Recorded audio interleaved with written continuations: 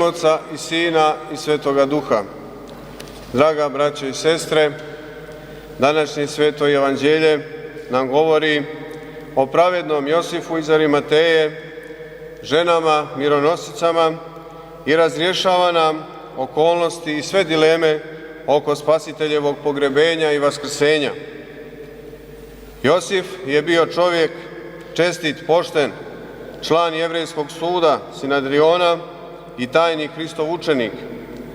On dolazi kod Pilata sa velikom smjelošću i hrabrošću da traži tijelo Hristovo, da bi ga položio u grob. I on je imao strah Judeja, ali ga je prevazišao i pokazao nam kako treba da se izborimo sa iskušenjima. Također je rizikovao i svoj društveni status radi Hrista, jer njegov motiv je bio duhovne prirode, kao što kaže u ovom svetom evanđelju, koji sam carstvo Božije čekaše. Carstvo Božije je bila njegova pokretačka snaga u ovom momentu, te njegove odvažnosti i smjelosti.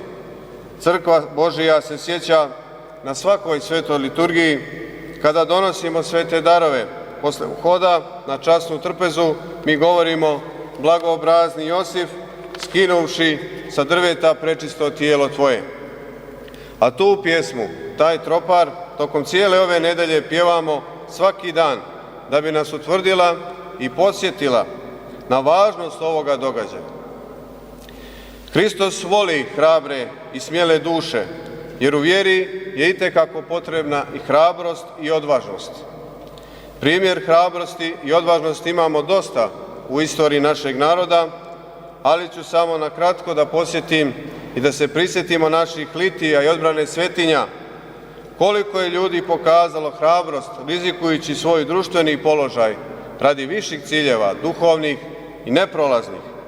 Koliko smo dobili novih Josifa i mironosica, neka ih Bog poživi. A žene mironosice u trenutku kada su apostoli se razbježali, smogle su snage, premašivši svoju žensku prirodu.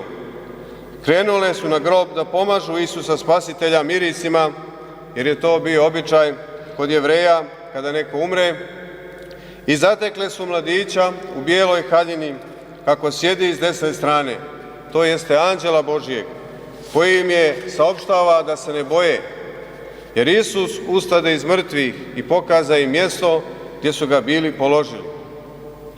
Zbog te njihove hrabrosti Gospod ih i udostojava da vide anđela Božijeg i da sa njim govore i da prve čuju za vaskrsenje Hristovo. A prve su i vidjele vaskrslog Gospoda kada se javio Mariji Magdalini, kazavši im: radujte se i ne bojte se. Stoga i mi, draga braće i sestre, treba da se radujemo Hristovom vaskrsenju, da stičemo duhovnu hrabrost, jakom vjerom u vaskrslog Gospoda našega Isusa Hrista, da po ugledu na svete mironosice i na pravednog Josifa svoje nade polažemo na Gospoda, kome neka je slava i hvala u sve vijekove. Amin. Hristos vaskrse.